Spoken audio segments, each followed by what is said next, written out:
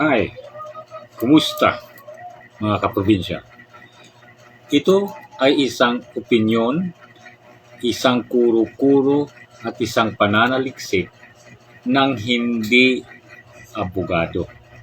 Walang legal expertise.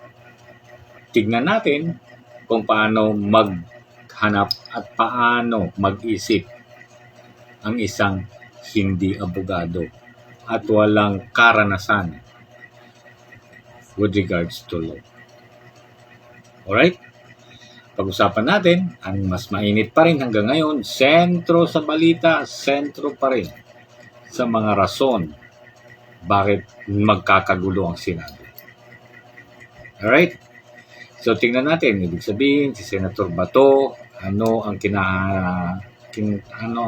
pwedeng kahihinatnan at ano ang nilalaman, yung mga importanteng nilaman o ang mga sinabi ng mga justices ng Supreme Court ukol sa pag-deny sa temporary restraining order na request or petition ng status quo anti-order sa kampo ni Senator Bato de la Rosa. Alright, makinig tayo. Isang kuro-kuro, isang paano mintindi ang isang hindi abogado at walang legal expertise. Alright, ito Senator Marcoleta, hindi po ako abogado. Okay, paano mag-isip at paano gumamit at ng isang rasyonal, paano magbalanse ang isang hindi eksperto sa batas. So base sa mga pinakamabagong ulat, no? Ito yung mga punto ukol sa pananaw at aksyon ng Supreme Court hinggil sa petisyon ni Senador Bato de la Rosa na kaugnay ng kanyang pag-alis sa protective custody at ang mga banta ng aresto mula sa International Criminal Court. Protective custody pag-usapan na. Isa, ano ba? Importante ba yun sana?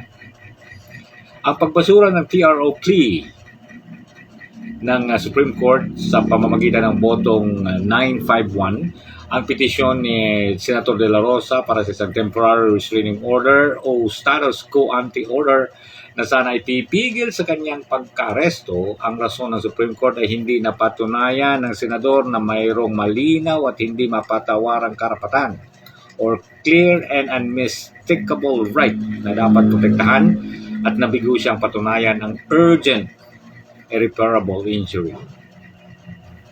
So wala. Punto yun. At sinabi rin ng Supreme Court ng umano'y paglabag sa karapatan ni Senator Bato ay masyadong more on imagined than reality. Katang-isip lang. No? Dahil siya ay nasa ilalim ng protective custody ng Senado.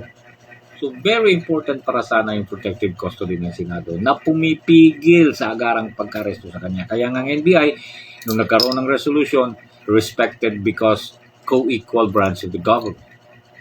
Ang legislative at ang executive at ang judiciary. So, the executive is about to execute the arrests of Senator Bato on May 11. Pero dahil naglabas ng protective custody ang Senado, it was respected by the action was respected by the executive dahil co-equal branch ang legislative. Alright? So, napaka-importante pala sana yung protective custody. No? Sa nagkaisang opinion or concurring opinion, binanggit ni Associate Justice Philomena Singh ang conduct o kilos ni De La Rosa na nagtago ng 6 na buwan at lumabas lamang para sa halalan ng liderato sa Senado na ayon sa concurring opinions na nagpakita ng isang bad faith at paggamit sa proseso ng batas base lamang sa kanyang kaginhawaan. Kakahiya naman. Right? Diba? Natural. Lumabas siya, wala siya for 6 months kasi nahiringan nila ng November 2025 meron. Lumabas siya para para bumoto lang. Tapos, nagkaroon ng resolution na protective custody niya na ayon sa mga mambabata sa kanilang concurring opinions o sa mga justices, sorry for that, justices ng Supreme Court sa kanilang concurring opinions ni Associate Justice Philomena Singh na nagpapakita conduct ng bad faith, no, para lamang sa kanyang kaginawa. At ayon naman kay Associate Justice Alfredo Benjamin Kigiwa, ang mataas na hukuman ay hindi dapat gamitin bilang politically convenient doormat o gawing sandigan o gawing tools o tagapagtanggol ng mga nasa kapangyarihan na nirereklamo ng maramihang pagpatay o kahit na anumang kaso kriminal at nagpapawalang bahala na lalong-lalo na nagpapawalang bahala sa rule of law. Huwag daw gawitin na sandalan at taguan ng mga makapangyarihan ang Supreme Court. At ayon sa kabila ng pag-alis ni De La Rosa sa Senado noong madaling araw ng Mayo 14, 2026, ang naunang proteksyon, sana ang protective custody, ay ibinigay habang siya ay nasa loob ng Senado. No? Nandun sana protective sana yan. Ngunit nilinaw ng Supreme Court. Dahil doon, kaya nga sinabi ni Associate Justice Philomena Singh na merong bad faith at pagpakita niya dahil sana, no, dahil sa pag-alis tuloy, isa yun sa rason bakit na-deny ang TRO ni Senator Bato de la Rosa dahil meron na nga sana siyang protective custody. It was acknowledged by the executive at nakita sana yung Supreme Court, okay, nandyan siya, nakikita. Pero nung umalis siya, naging tuloy ang conduct was resulted as a bad faith na paggamit sa proseso ng batas para lamang sa kanyang kaginawahan. So, napakasakit isipin. So, ano na ngayon? Kumusta ang makakamotion ba? Si Senator Bato de la Rosa kasi denied yung kanyang TRO. Pero nilinaw ito ng Korte Suprema na hindi pa yung kabuuang kaso ang dinesisyonan nila. Yun pa lang yung immediate relief sana na pigilan muna ang pag-aresto. No?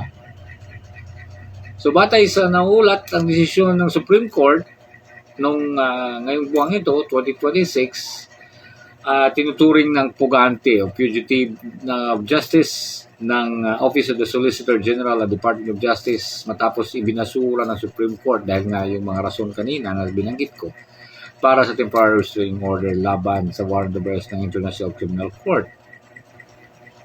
Ang pagsawalang bisa ng TRO, bumoto ang korte ng 951 ang mga maestrado. At dahil dito wala nang legal na balakid sa pag-aresto sa kanya ayon sa DOJ, so merong gray zone.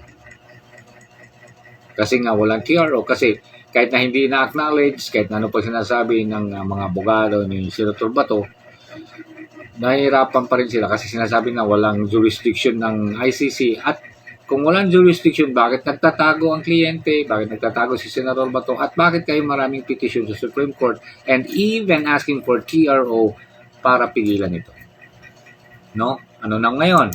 Dahil wala ng TRO, tumakbo na, considered as fugitive or pugante si Senator Bato, nasa ilalim na sa cloud na siya ngayon ng fugitive disentitlement doctrines na kahit isang motion ay hindi ma-entertain ng korte kung saan may nakabinbin silang petisyon o kasong kini-question na uukol lalo na sa jurisdiction ng Korte Suprema para sa ICC or ang jurisdiction ng ICC dito sa Pilipinas.